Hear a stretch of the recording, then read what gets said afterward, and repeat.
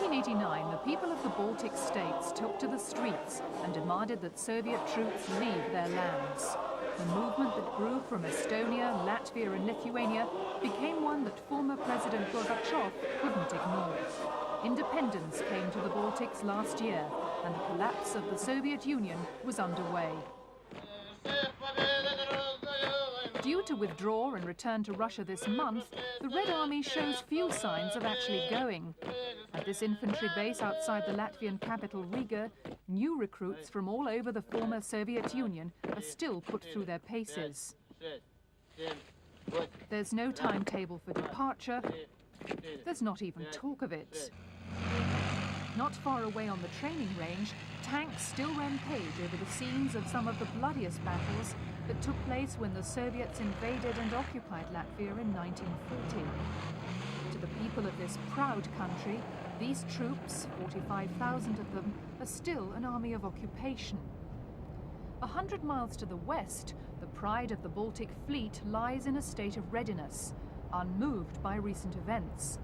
Apparently, the ships and nuclear submarines still come and go as usual. Locals are told nothing. Even more unnerving for Latvians, though, is the presence of a vast radar installation in the heart of the country, built to monitor space exploration and the American Star Wars plans. No one is allowed on the base, and with the end of the Cold War, its future purpose is a mystery. The Latvians want it removed. In contrast to the sophisticated technology of the Soviet army, Latvia's fledgling defence force goes without. There's certainly no lack of conscripts, but much of their training now is confined to basic marching and drilling, without guns and, for many, without boots. However, their officers, many of whom were trained in the Soviet army, know that no amount of drill can produce a modern equipped force.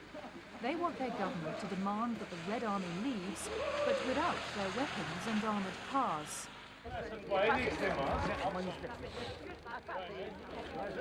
And there's no lack of support amongst the civilian population.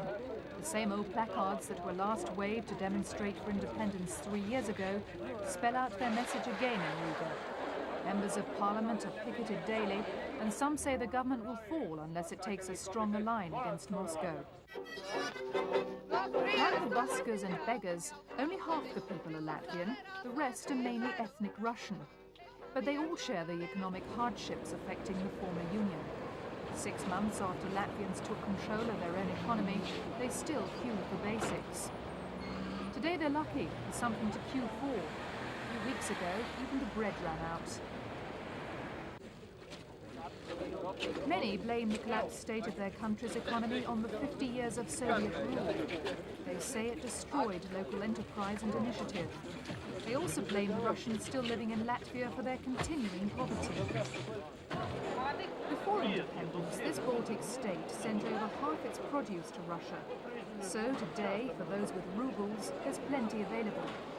However, the cause of great chagrin to the Latvians is the fact the Russians have the rubles, and they buy up the produce to send it to their families back home in Russia.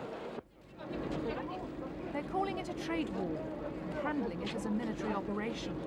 Anyone travelling to Moscow is taken to the customs hall and searched. Anyone without a bona fide ticket is turned away. People carrying more than the clothes or food they need for the journey have their bags confiscated. Not all of the contraband food is carried in personal baggage. This is apparently a routine find. 100 tins of herrings discovered hidden in the guard's van. Customs officers say if the smuggling is allowed to continue, Latvia would run out of food in a month. They're convinced that organised crime is involved. So after a tip-off that tons of goods had been slipped onto the night sleeper train to Moscow while it was in a siding, they surprised the night attendants. First, they found sackloads of children's clothes and food hidden under compartment floors and in laundry bags. Later, they found luxury goods like radios and valuable china, all destined for the mafia-controlled markets of Moscow. The train attendants claim they knew absolutely nothing about it, but they offered a bribe of several thousand rubles, more than a year's salary, then tried to snatch it back when it was refused. When the train stopped at the last station before the Russian border, there was a scramble to hurl the smuggled goods out onto Latvian soil. Then, with the train leaving, temperatures really rose, with one Russian saying, "You Latvians, you're fascists, you're stealing from us." His answer came from a Latvian woman who yelled back, "You stole from us for years." And the ethnic abuse continued, along with acts of violence likely to get even worse as food shortages in the area increase.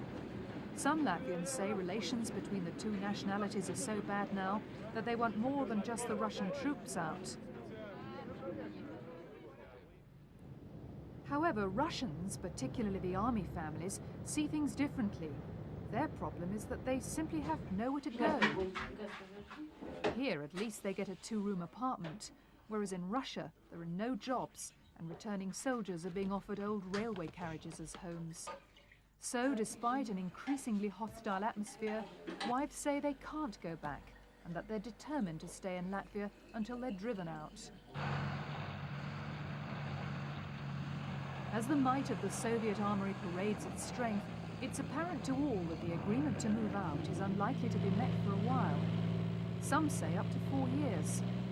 Others say that the Russians will always regard the Baltics as their natural western border. However, Latvia is not remaining acquiescent. Some officials have threatened to stop supplying food to the troops, and hope they can encourage them to keep marching back to Russia.